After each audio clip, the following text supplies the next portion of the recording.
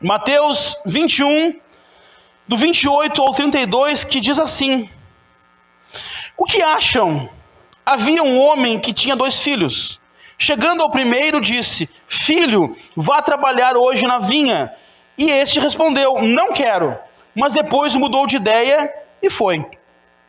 O pai chegou ao outro filho e disse a mesma coisa. Ele respondeu: sim, senhor, mas não foi.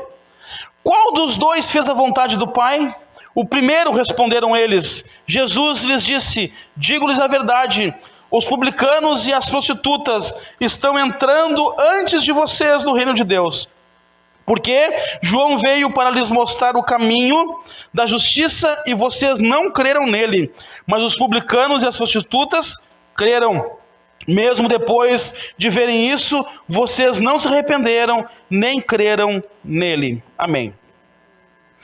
Queridos, então nós, semana passada, nós ministramos o capítulo 19, uma das parábolas do capítulo 19, e eu preciso então fazer um apanhado para você entender aonde nós chegamos, porque esse versículo começa de uma forma estranha, Se você pegar ele de forma isolada, ele diz: o que acham? Mas o que acham o quê? Perguntando para quem? Que pergunta é essa? Para quem? Por quê? Para quê? Então vamos ver o que Jesus quis dizer com essa pergunta e com essa resposta que ele deu, e para quem que ele deu essa resposta. Então nós vimos semana passada, no capítulo 19, o jovem rico. O jovem rico, falamos sobre o jovem rico, aquela mensagem forte que nos ministrou.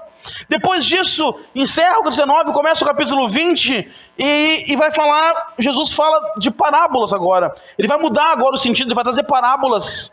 E a partir do capítulo 20 até o capítulo 24, esses capítulos são extremamente teológicos, extremamente fortes, muita teologia tem nesses capítulos. Então nós vamos, de uma forma didática, ministrar algumas coisas sobre esses capítulos e sobre a mensagem que nós lemos hoje. Então ele fala sobre os trabalhadores da vinha, que olham para os outros e não é grato pelo que o Senhor tem dado. O que acontece? Jesus diz que existia um dono de uma vinha que chamou trabalhadores para trabalhar na vinha. Ele chamou uns de manhã, uns ao meio-dia e uns à noite, à tardinha. E na hora de pagar eles, ele deu o mesmo valor. Ele pagou a mesma quantia para cada um deles. E aí os que foram trabalhar cedo ficaram bravos. Como assim? Eu vim cedo trabalhar, me desgastei aqui, e esse aqui chegou de tarde, trabalhou muito menos, você não vai pagar a mesma coisa para ele? Aí o dono da vinha diz: mas quando eu combinei contigo, o valor que eu ia te pagar não estava bom para ti? Sim, estava bom. Então não reclama do que eu estou te pagando.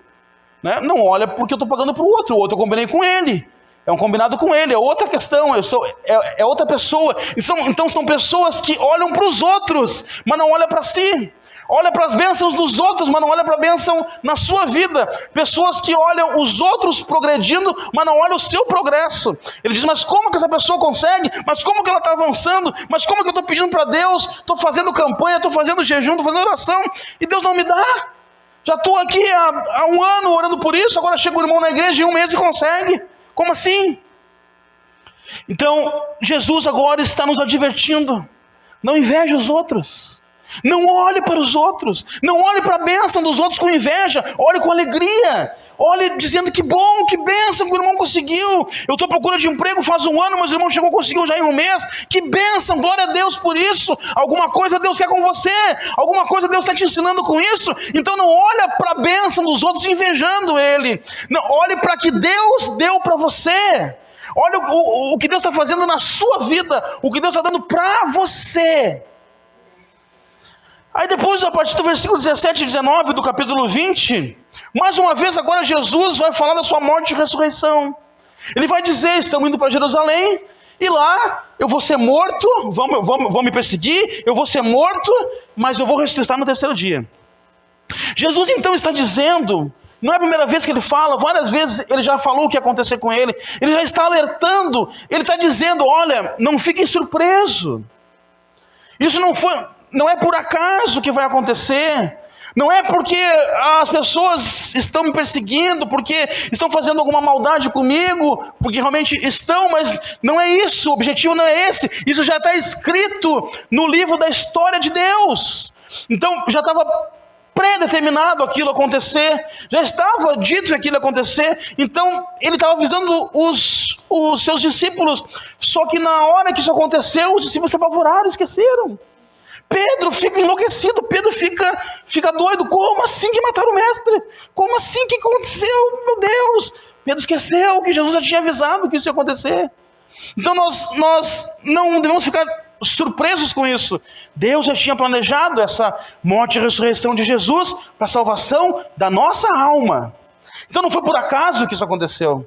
Não foi porque os judeus, de certa forma, negaram ele. Nossa, os judeus negaram ele. Nossa, olha, se não fosse os judeus negarem, não. Estava planejado isso, para que o judeu fizesse isso e nós tivéssemos a salvação, amém? Depois, no versículo 20 a 28, os irmãos Tiago e João, a mãe deles faz algo insano. Ela fala para Jesus: Jesus, quando o Senhor for aos céus e for sentado do lado de Deus, pode arrumar uma cadeirinha para os meus filhos do teu lado? Tiago e João não sabiam o que estavam dizendo, não sabiam o que estavam falando, mas aí Jesus nessa hora ministra algo fundamental para a igreja, porque eles queriam ser grandes no reino. Eu vou sentar do lado de Deus, vou sentar do lado de Cristo, eu vou ser grande. Mas aí Jesus está explicando que no mundo ser grande é uma coisa, para o mundo ser grande é ter um grande cargo, para o mundo ser grande é ser diretor de uma empresa, para o mundo ser grande é fazer um curso de engenharia, é ser um juiz, é ter um cargo muito alto, é ter muito dinheiro, muitas posses. Mas Jesus fala diferente, que no reino dos céus não é assim, que no reino dos céus é diferente para ser grande. No reino dos céus, para ser grande, devemos ser servos uns dos outros. No reino de Deus, não é ser egoísta, não é ter posses, não é ser grande aos olhos dos outros, é ser servo. Se você deseja ter um lugar de destaque no reino dos céus, sirva seus irmãos. Sirva uns aos outros, sirva a igreja de Cristo. Isso é ser grande no reino dos céus. O reino dos céus, ele é composto de serviço. Precisamos servir uns aos outros. Tem uma frase, um ditado que diz: quem não vive para servir, não serve para viver. Porque está fundamentado no servir. Jesus veio para servir. Depois, aí no capítulo 21, é a chegada da entrada triunfal de Jesus. A entrada triunfal de Jesus em Jerusalém. Ele entra de forma triunfal, triunfante em Jerusalém, com seus discípulos. Só que ele vem agora montado numa jumenta, né, entrando, e quando ele entra em Jerusalém, o povo está ali esperando ele, e o povo está cantando, e cantando um louvor que nós cantamos nos dias atuais, né, que eles cantam: Hosana, Hosana, Hosana, Hosana ao filho de Davi, Hosana nas alturas. Eles estão dizendo: salva-nos, salva-nos, filho de Davi, salva-nos, Senhor, salva-nos nas alturas. Estão cantando, aguardando a chegada desse rei. Ele sai dali, ele vai para o templo agora também entrando de forma triunfal no templo. Em Jerusalém ele entra feliz, contente, cantando, os discípulos juntos, num jumentinho. Só que no templo, meus irmãos, ele entra diferente. Ele entra com uma vara na mão, ele entra dando-lhe, tacando-lhe pau, né? Taca-lhe, né? Nos mercadores que estavam ali, que estavam vendendo, comercializando as bênçãos de Deus, comercializando os animais para o sacrifício, estavam querendo ganhar dinheiro no templo de Deus, e ele chega purificando o templo. Jesus é quem purifica o templo, Jesus é quem limpa a igreja, Jesus é quem nos purifica, amém? Amém, glórias a Deus. E aí acontece que os fariseus chegam para questionar ele, e chegam para falar com ele, porque ele está ministrando no templo. Os fariseus chegam e dizem: com que autoridade que tu fala essas coisas? E ele diz: eu não vou responder para vocês que me respondem. Com que autoridade João Batista batizava? Era com a autoridade dos céus ou dos homens? Aí os fariseus se olham: e agora o que a gente faz? Se nós responder que é do céu, nós vamos estar dando razão para ele. Se nós falar que é dos homens, eles vão bater na gente, porque eles creem muito no que João Batista fez. E agora? Então já sei. Não sei de onde que é. Então não vou falar para vocês de onde que é o meu. Mas aí ele fala o que nós lemos. Ele vai falar agora o que nós lemos, dizendo o que acham. Para quem que ele está falando isso? Para os fariseus. Para quem que ele está dizendo isso? Para os de dentro. Ele não está falando para os de fora. Ele está falando para os de dentro. Está falando para quem é da religião. Está falando para os judeus. Para quem conhece Deus, conhece a palavra, ou deveria conhecer. E aí ele vai falar sobre os 2 filhos. Ele fala, o que vocês acham? Então, um pai tinha 2 filhos. Ele falou para um filho, filho, vai trabalhar na vinha. O filho disse, não quero. Como tudo que é filho, né? Vai lá lavar a louça. Não. Vai domar tuas roupas. Não quero. Não vou. Mas acaba indo, né? Porque sabe que tem que ir. E esse filho fez a mesma coisa. Ele disse, não vou. Mas acabou indo trabalhar na vinha. E o outro filho disse a mesma coisa. Vai lá, filho, trabalhar na vinha hoje. Pai, falou, tô indo. Já vou. E não foi. E aí ele pergunta, quem fez a vontade de Deus? E eles falaram, o primeiro. Mas eles não se ligaram que Jesus estava falando deles. Que eles eram o segundo filho que não obedece ao pai. E aí ele fala uma outra parábola, que é a próxima parábola depois dessa, que é a parábola dos trabalhadores da vinha. Aí ele vai dizer, ok, tá, vocês não entenderam, então deixa eu falar mais uma coisa para vocês. Um senhor, um dono de uma vinha, contratou, trouxe pessoas para cuidar da vinha. E ele trouxe umas pessoas, mas os trabalhadores ali maltrataram essas pessoas, bateram nessas pessoas e mataram essas pessoas. Aí o dono da vinha mandou mais gente para cuidar da vinha. Aí de novo vocês, o pessoal que está ali, né, cuidando da vinha, os trabalhadores estão ali, maltratam essas pessoas, batem nelas e matam elas. Aí o senhor da vinha diz, não, então eu vou mandar meu filho, porque meu filho eles vão respeitar. E aí o que fizeram com o filho desse senhor? Mesma coisa, mataram ele. Aí os fariseus se ligam, opa, está falando da gente, eu acho que é comigo que ele está falando. E na verdade ele está falando, nós vamos ver isso nessa noite.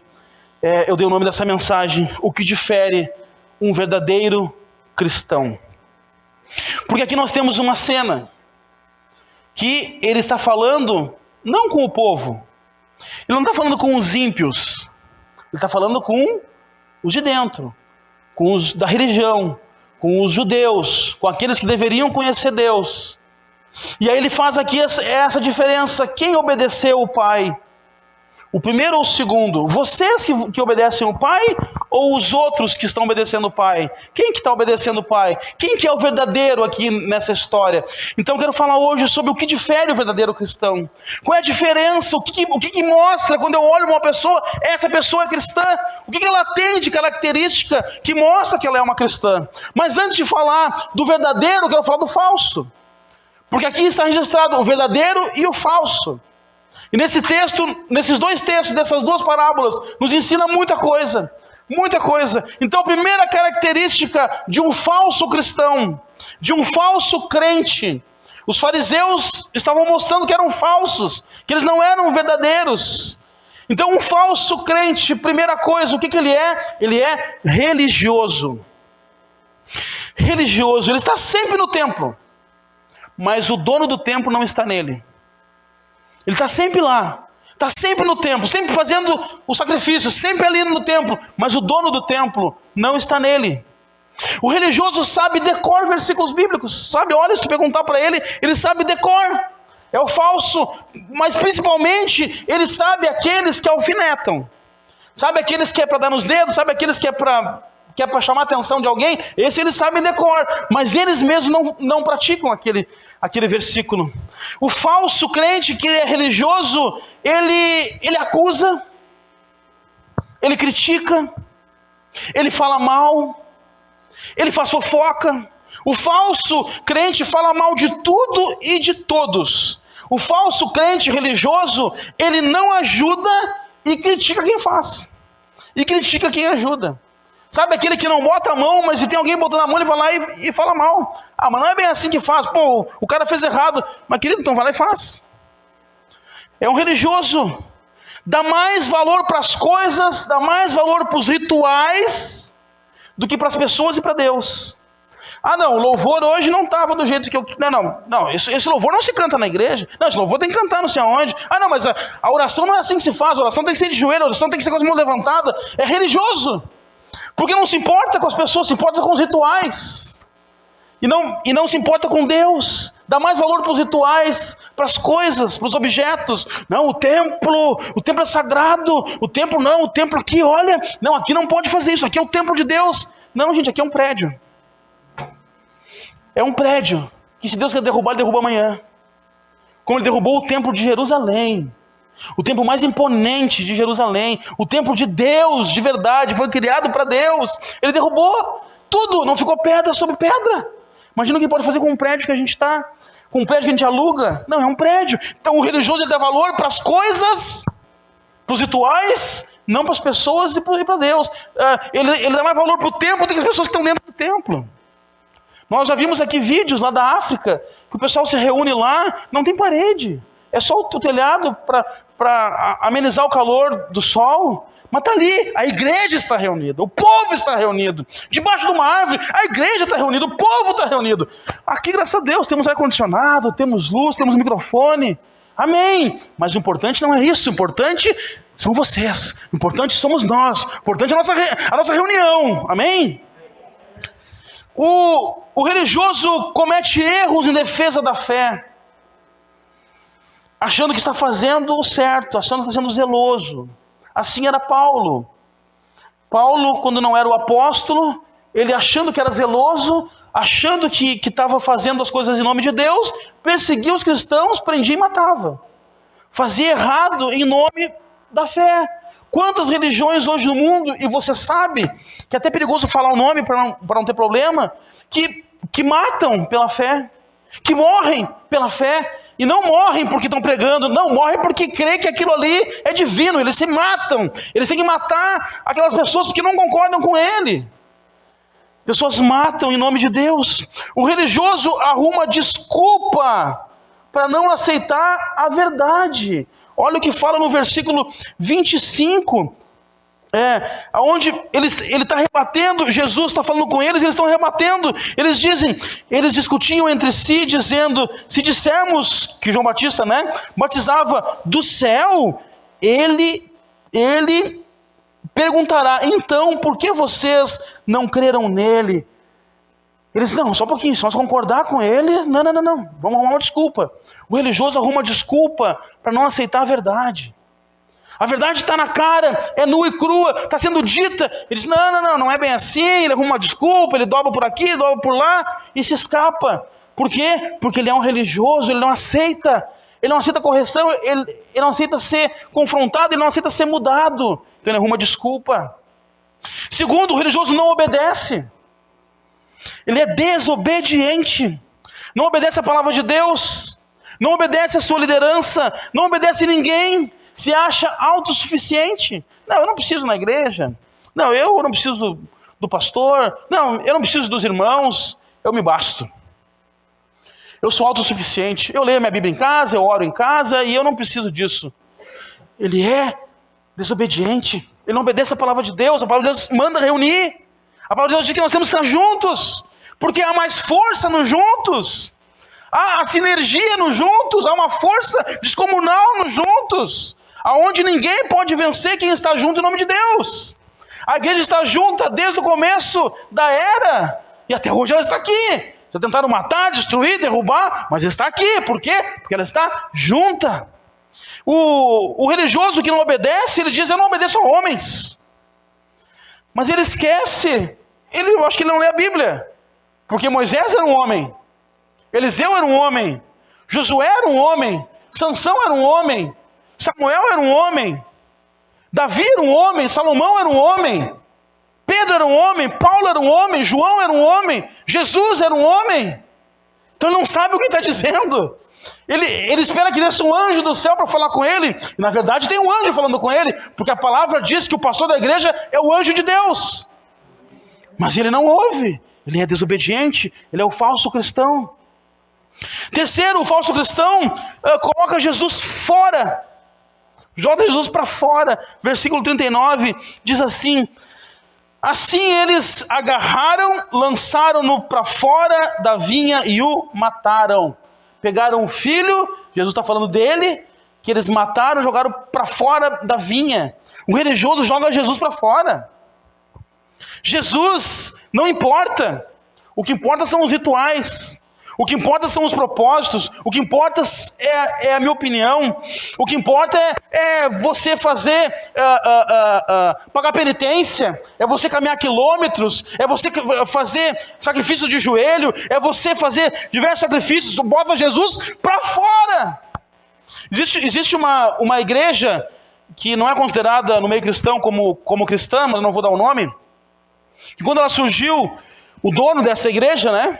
O mentor dela disse: eu vou colocar uma igreja no Brasil que não vai ter Cristo, não vai ter Bíblia e não vai ter cruz. E eu vou ser a maior igreja do Brasil. E realmente ele conseguiu, é uma das maiores igrejas do Brasil. Mas ele tirou Cristo para fora, ele tirou a Bíblia para fora, ele tirou a cruz para fora.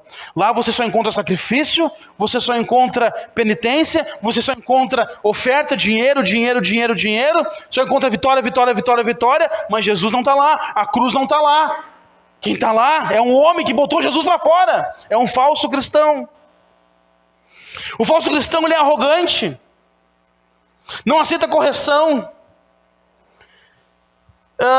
Ele se corrigir o falso cristão, ele é arrogante, ele pula fora. Ele não aceita correção, ele não aceita ser corrigido, ele fica brabinho, é o crente mimimi, sabe? Você xinga ele, cobra ele, né? Exorta ele, e ele fica todo doído. E aí pula fora. É o falso cristão, não aceita correção, não aceita ser corrigido, não aceita que seja chamado a sua atenção. É arrogante, é prepotente, não aceita. Hoje as pessoas não aceitam correção, não aceitam disciplina. Gente, tempos atrás na igreja existia disciplina e a disciplina tem que existir. A pessoa ficava em disciplina 2, 3 anos fora da comunhão. Por quê? Porque precisava passar por um processo. Hoje você disciplina alguém, hoje você chama a atenção de alguém, ele sai fora. Ele vai para outra igreja. Aí ele vai lá, é recebido lá, o pastor de lá nem sabe o que aconteceu com ele, daqui a pouco ele está trabalhando, ok? Oh, que bênção, porque ele não foi tratado, essa pessoa não foi tratada, essa pessoa não mudou, essa pessoa não foi transformada, não permitiu a transformação. Não, eu não concordo com o pastor, não concordo com aquela igreja, eu vou para uma outra. E assim ele vai. Quem sai porque não concorda com o pastor, com a igreja, com o sistema, com como funciona a igreja, ele não vai concordar com o outro, não vai concordar com o outro, não vai concordar com o outro, ou ele vai ficar sem igreja, ou ele vai abrir uma igreja para ele. Aqui eu mando, aqui eu faço como eu quero. Mas esse é o falso cristão. É o que arrepia. É o que o pastor chama atenção, diz: o pastor está pensando, me chama atenção. Não, aqui eu não fico. É o falso cristão, é arrogante.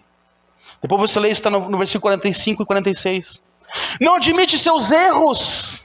O falso cristão, mesmo quando percebe que errou, surge um gigante dentro dele. Ele percebe que errou. Ele vê, puxa, errei.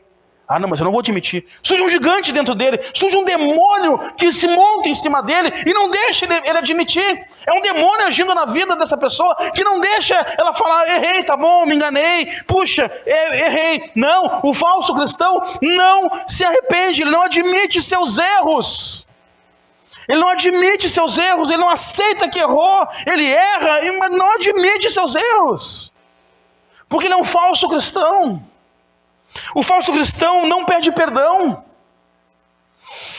A pessoa erra de novo, falha, magoa um, entristece outro, mas não pede perdão. Falso cristão.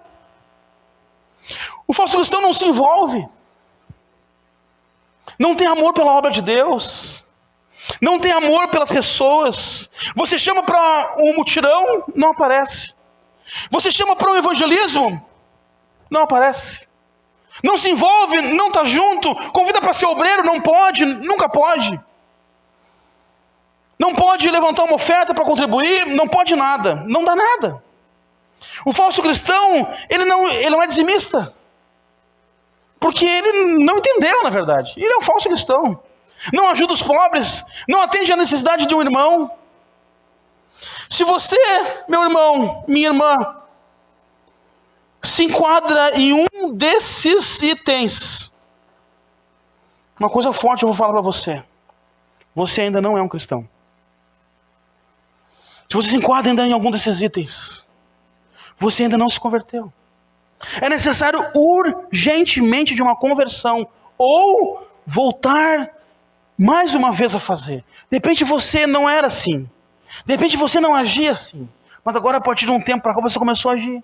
Você começou a ficar morno, começou a esfriar, começou a abandonar as práticas abençoadas, começou a deixar de ajudar, de contribuir. É necessário abandonar a religiosidade e ser um verdadeiro cristão. Amém? E agora as características de um verdadeiro cristão. Quem é verdadeiramente um cristão? O que ele faz? Primeiro está no versículo 5 do capítulo 21. Jesus, entrando em Jerusalém, diz assim: digam à cidade de Sião, eis que o seu rei vem a você humilde e montado num jumento, num jumentinho, cria de jumenta. Primeira característica de um verdadeiro cristão: ele é humilde. O verdadeiro cristão é humilde. Ele reconhece seus erros, ele é humilde. Ele não ostenta seus bens, ele é humilde.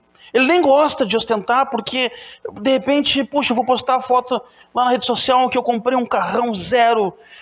Puxa, eu posso entristecer o irmão que está andando de carro velho, que não tem carro. Ele não quer ostentar, ele até tem as posses, mas ele não quer ostentar, ele é humilde. Humilde não é ser pobre. Humilde é humildade de espírito, é pobreza de espírito, é não querer ostentar, é assumir seus erros. Jesus entra em Jerusalém não num cavalo galopante, lindo, maravilhoso. Ele entra num jumento, filho de jumentinha. Não é um cavalão, né? E aí o rei entrava assim, o rei andava assim, né? Você vê nesses filmes que falam de rei, e é coroa, e é colar de ouro, e é pulseira de ouro, e é um monte de coisas ali, né? Na volta dele, e armadura, e um cavalo lindo e maravilhoso. O rei dos reis, o rei do mundo entra num jumento, montadinho no jumento, simples, humilde, entrando em Jerusalém, porque o verdadeiro cristão é humilde. É assim que tem que ser. O verdadeiro cristão, ele é arrependido, ele tem arrependimento. Olha o versículo 29, quando o filho diz para o pai que não quero ir, mas depois mudou de ideia e foi. Algumas traduções dizem, mas se arrependeu e foi, porque o arrependimento faz parte do verdadeiro cristão. Hoje é muito comum nós ouvir das pessoas dizer: não me arrependo de nada. Não arrependo de nada que eu fiz. Faria tudo de novo. Não me arrependo. Não, mas isso não é a fala de um cristão. Essa não é a fala de um crente verdadeiro. Essa não é a fala de um discípulo de Jesus. Essa não é a fala de um morador dos céus. Essa não é a fala de um habitante dos céus. Essa não é a fala de um cristão verdadeiro. O cristão verdadeiro diz: eu me arrependo de tudo que eu fiz. Eu me arrependo de toda a minha vida. Quando eu olho para trás, eu digo: meu Deus, eu me arrependo disso. Eu não quero isso para mim. E isso é o verdadeiro cristão. Ele se arrepende da vida, porque ele descobre que ele não vivia antes de Cristo. Ele não vivia. Ele vivia no engano. Ele vivia numa mentira. Então ele se arrepende da sua vida. O verdadeiro cristão, ele comete pecado. Comete. Infelizmente. Deveria não cometer. Deveria ser cada vez menos. Mas quando comete, ele se arrepende. Ele briga, ele se arrepende. Ele xinga alguém, ele se arrepende. Ele tropeça em alguma coisa, ele tropeça em um pecado, ele se arrepende. Ele está de mal com alguém, está de beicinho, né? Fiquei de mal, não gostei que ele falou. Ele se arrepende, ele volta atrás. Ele fez algo errado, ele se arrepende. Porque a humildade e o arrependimento caminham juntos com o cristão. E ele caminha de mão dadas com esses princípios. Ele é humilde, ele se arrepende do que fez. Sabe? Às vezes o casal está em casa e está de bico, né? Bicudo. Não é de beijinho, está... Mas o verdadeiro cristão... não aguento mais, mas tá bom. Então eu... Tá bom. Desculpa, perdão. Eu não devia ter feito isso, eu não devia ter falado isso. Se arrepende. Porque faz parte do verdadeiro cristão. O verdadeiro cristão tem disposição para o trabalho. O verdadeiro cristão está sempre disposto a trabalhar na obra. Sempre. Pois ele entendeu que ele era um perdido e agora ele precisa encontrar os outros perdidos. Agora ele precisa falar para os outros perdidos que tem um caminho, que tem uma salvação. Ele entendeu isso, então ele quer trabalhar na obra. Ele faz de tudo para trabalhar na obra. Ele faz de tudo para estar envolvido. Tem um culto, tô lá. Tem uma ação, tô lá. Reforma do banheiro, tô junto. Vamos carregar pedra, tô junto. Vamos mudar o telhado, tô junto. Ele quer estar sempre envolvido, porque ele é um verdadeiro cristão. Ele quer trabalhar junto, ele quer estar junto. Agora nós temos a ação do dia 28. Tem pessoas aqui na igreja que já me disseram: pastor, estou pedindo uma folga para trabalhar nesse dia lá para ajudar vocês. Uau, que bênção! Que bênção! Está doando o seu dia, está doando as suas horas para a obra de Deus. Mas tem pessoas que não podem doar 2 horas. Não pode doar 1 hora do seu dia. Um verdadeiro cristão, ele ama. Um verdadeiro cristão ama as pessoas, mesmo elas sendo tortas, mesmo elas sendo erradas, mesmo elas sendo cheias de defeitos. Deus, Jesus, amou eu e você. Não se esqueça disso. Lembra quem você era quando Jesus te encontrou. Lembra o que você fazia quando Jesus te encontrou. Lembra a pessoa que você era quando Ele te encontrou?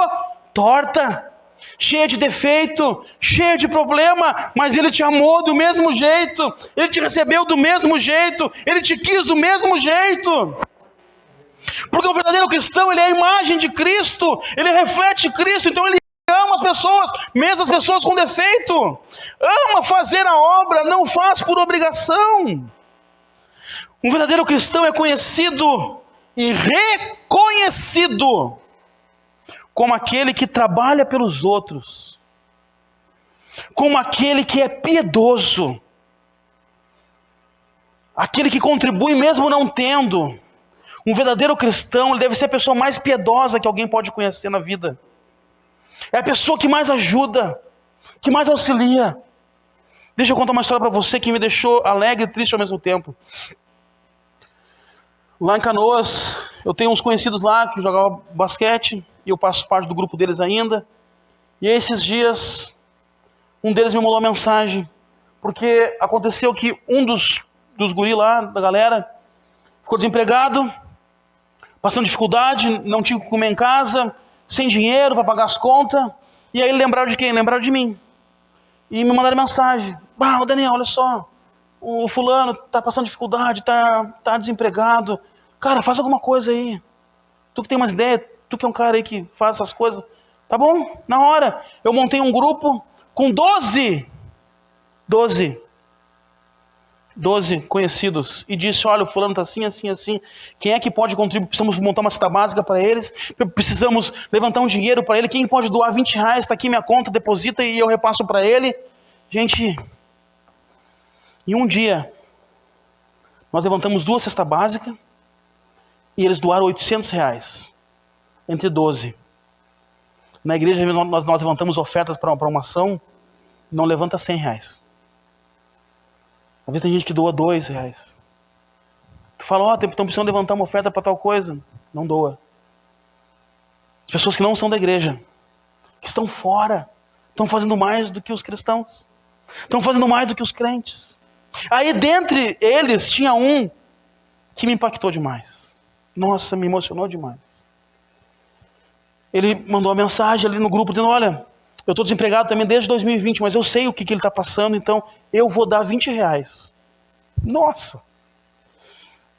Um verdadeiro cristão é conhecido porque ele dá, mesmo não tendo, porque nós não precisamos ter, gente. E esse querido não é cristão. Não é cristão, e ele deu. Aí nesse mesmo grupo, quando nós começamos o grupo falar, um disse assim: não, eu não vou dar.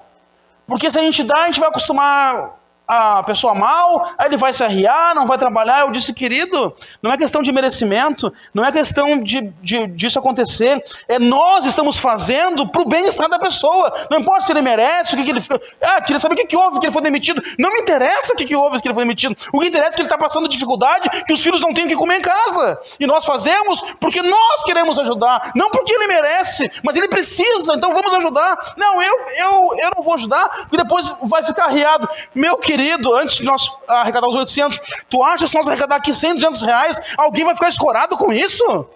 Por favor, é um pai de família. E ele saiu do grupo. Isso é a reação dos ímpios. É ímpio que faz isso. Só que na igreja também tem pessoas assim. Não, eu não vou ajudar, não, o fulano lá não merece. Não, eu não vou fazer porque vai chegar lá os caras lá, pobre lá, e nós vamos dar coisa lá que daqui a pouco vai estar vendendo. Não me interessa. A igreja está fazendo, a igreja está aparecendo, a igreja está se mostrando, a igreja está fazendo porque ama o necessitado. Então nós somos pessoas, o verdadeiro cristão ele faz porque ama, não importa o merecimento. Alguém aqui merecia salvação? Ninguém. Alguém merecia aqui o amor de Deus? Ninguém. Somos pecadores, transgressores da lei. O verdadeiro cristão obedece a Deus. Tem obediência incondicional a Deus. Não duvida, não questiona, obedece a palavra porque é a palavra de Deus. Ele não questiona a palavra, diz, mas será? Mas, meu querido, a palavra que está dizendo então acredita, é Deus falando. O verdadeiro cristão tem fé. Tem fé porque confia em Deus, porque conhece Deus. Ele tem fé, uma fé incondicional, uma fé assim que inabalável, uma fé que as pessoas olham para o cristão e dizem, como é que tu está de pé ainda, meu querido? Como é que tu aguenta isso? Como é que tu está suportando isso? Meu Deus, eu não suportaria mais, porque o cristão verdadeiro, ele tem fé. Ele tem fé, ele aguenta porque ele tem fé, porque ele conhece Deus, ele sabe o Deus que ele serve. O cristão verdadeiro tem atitudes diferentes das demais pessoas. O cristão verdadeiro tem atitudes diferentes. Ele reage diferente a situações, ele reage diferente a uma cobrança, ele reage diferente a uma ofensa, ele reage diferente a uma dificuldade. O cristão verdadeiro glorifica a Deus em suas atitudes. E esse glorificar a Deus não é dizer glória a Deus por tudo, não é isso que eu estou dizendo. Ele glorifica a Deus com as suas atitudes. O que ele faz é para a glória de Deus. Tudo que ele faz é para a glória de Deus. Tudo que ele faz, então tudo que um cristão verdadeiro vai fazer, ele pensa, vai glorificar Deus? Vou fazer. Não vai glorificar Deus? Não vou fazer.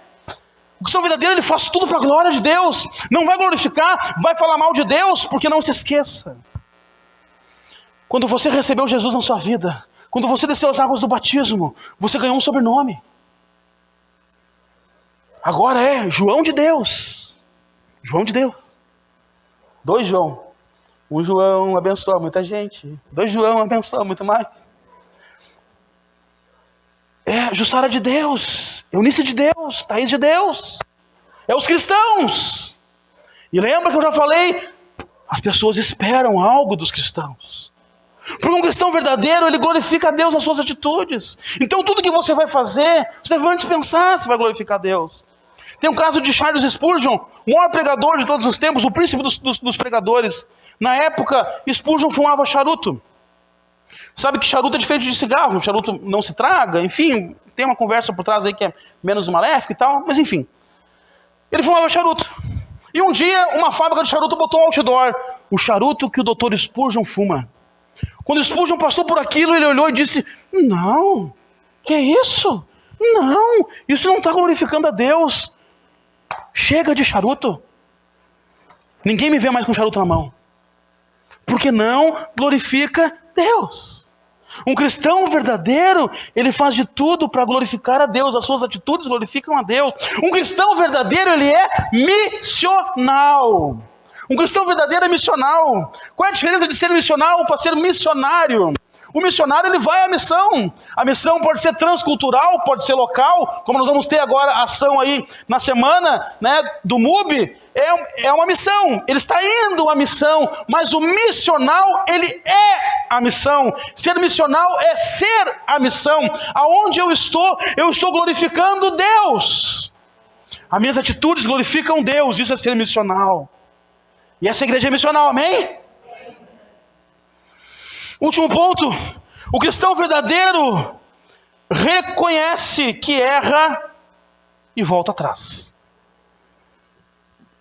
Versículo 31 e 32 diz assim: qual dos dois fez a vontade do Pai? O primeiro, responderam eles. Disse Jesus: digo a verdade, os publicanos e as prostitutas estão entrando no reino antes de vocês. O que aconteceu aqui? Lembra que eles perguntaram sobre a autoridade de Jesus? Jesus disse: mas e João Batista? Eles não creram em João Batista. E quem João Batista pregou, se arrependeu. Reconheceu o seu erro. Porque um cristão verdadeiro reconhece o seu erro e volta atrás. Quanto mais pecador, mais reconhece o seu erro. Deus ama os piores pecadores. Deus chama os piores pecadores. Por quê? Porque os piores pecadores, eles reconhecem seus erros. Eles enxergam seus erros. Existem igrejas que foram formadas aqui no estado, que começaram aqui no estado com prostitutas e com um ex-presidiário. Ex-prostitutas e ex-presidiário. Porque a igreja é lugar dos ex. É lugar dos X-Men. Os ex. Ex-prostituta, ex-bandido, ex-ladrão, ex-traficante, ex-adúltero, ex-mentiroso, ex-pilantra, ex-mau pai, ex-má mãe. São ex, é lugar de ex. E prostitutas estavam se convertendo, os publicanos estavam se convertendo, os pecadores se convertendo, mas os santos, fariseus não, porque Jesus não veio para os sãos, ele veio para os doentes. E as prostitutas se arrependem e se convertem, um traficante se arrepende e se converte, um homossexual se arrepende e se converte, um mentiroso se arrepende e se converte, porque a palavra diz que onde abundou o pecado, superabundou a graça. Porque o evangelho é o poder de Deus para a salvação. Mas existe uma consequência para quem é o falso cristão. O versículo 40 e 41 nos diz que, portanto, quando vier o dono da vinha, o que fará aqueles lavradores? Perguntou Jesus. Responderam eles: matará de modo horrível esses perversos e arrendará a vinha a outros lavradores que lhe deem sua parte no tempo da colheita. Existe uma consequência para quem é um falso cristão. O Pai fica furioso com eles.